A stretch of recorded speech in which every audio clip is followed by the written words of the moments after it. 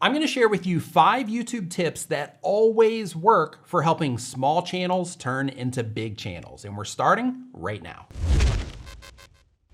If you have a small YouTube channel, you might be in a position right now where you know there's things that you could do to do better, but you're not really sure what those things are yet. Well, I'm gonna share them with you. And these are not just general tips. These are the most impactful things that you can do for your YouTube channel. First, you gotta get super clear who it is you're making content for. We do a live stream every Saturday at 9 a.m. Eastern where we look at YouTube channels and we answer YouTube questions. During that live stream, one of the most common things that we see is people uploading content that is not targeted towards a certain type of viewer. And now in modern YouTube, it's more important than ever to make sure that you understand, hey, these are the types of people that I'm making content for, not these types of people. Or I'm making content for these type of people, not these people, plus these people, plus these people, plus these people. So step 1 is looking at the content that you like to make the most. And then once you know that content that you like to make the most, start thinking about how you can build an actual channel, like a resource for people to where when they think about that type of content, they think about you and your YouTube channel. For example, this video that you're watching right now is on a channel that is a resource for YouTubers. So my whole thing is that I teach content creators how to thrive on YouTube. So I share the tips that you need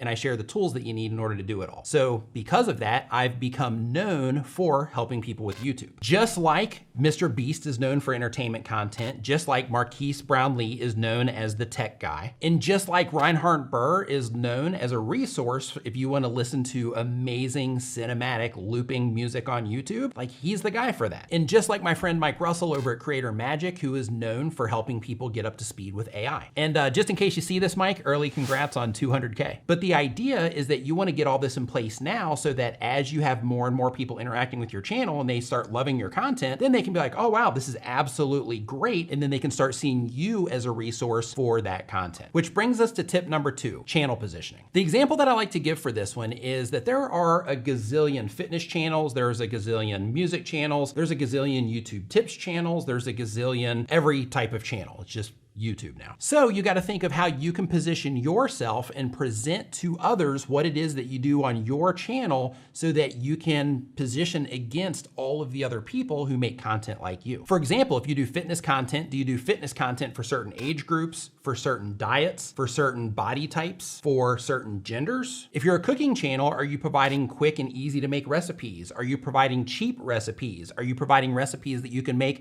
in a certain amount of time? Of course, you can mix some of that if you followed tip 1 and you know who it is that you're trying to reach, but the idea is what are you offering to those people? Just getting clear on those things takes your channel from trying to survive in an ocean of similar content to trying to survive in a river of content, which is much easier to do. The next thing you can do that can make a big difference combined with the other things that we're talking about is making sure that you're considering what you're gonna do in your thumbnail before you commit to making a video. The reason I say that is because if you're like most YouTubers, you will make your entire video and then once the video is rendered out and you upload it to YouTube, in that moment is where you're making your thumbnail. But that's the worst time to do it because you are pigeonholed into whatever it is that you did in the video instead of first thinking, okay, so this is what I'm gonna make my video about. How am I gonna package this thing up? What am I gonna use for the thumbnail? What am I gonna use for the title? And the reason you wanna start thinking of this first is because if you can't come up with a good thumbnail or title, then you might wanna work on the video idea, right?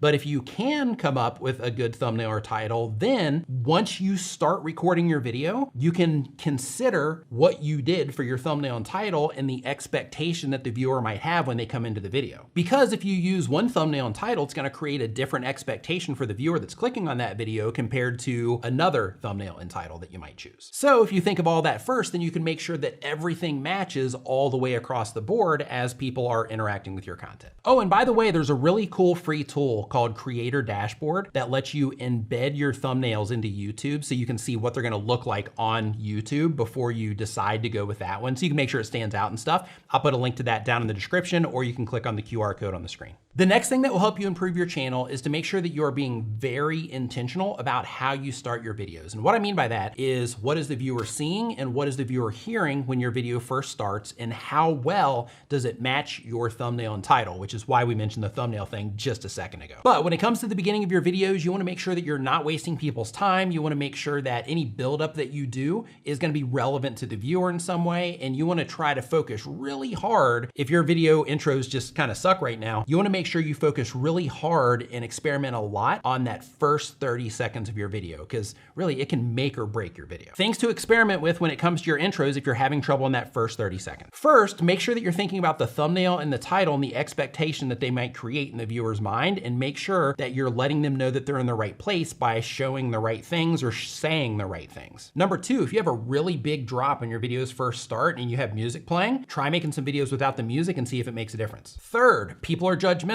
So because of that, just as an experiment, when you first start your video, if you are on camera and your retention sucks when your videos first start, instead try starting your camera with B-roll or something else on the screen other than yourself while you're talking. And of course, that one only applies if you are on camera in your videos. The next one is emotional match. So something to experiment with once you know your framing in terms of your thumbnail and your title of the video, then make sure that you are matching the emotion. So for example, if you're packaging everything up in a dramatic way, then make sure that when it first starts, it's kind of dramatic. If you are packaging things up in a way to where, it's a little bit more sentimental and a little bit more emotional, then make sure you're meeting the viewer in that place when they first come into the video. If you are making something that is, hype and excited, make sure you're matching that energy when they come into the video. But experimentation with emotional and energetic matching at the beginning of your videos can also make a difference. The next thing that can make one of the biggest differences, because a lot of times content creators just need to practice, is to work the process of creating and publishing content into your lifestyle. It's one of the hardest things to do, and it's one of the places where most content creators drop the ball because they're just not able to stay consistent. And when it comes to consistency, I don't mean you have to publish a video every week, but what I'm saying is that you do need to consistently publish if you want to improve as a content creator. And you need to keep feeding YouTube's system with additional content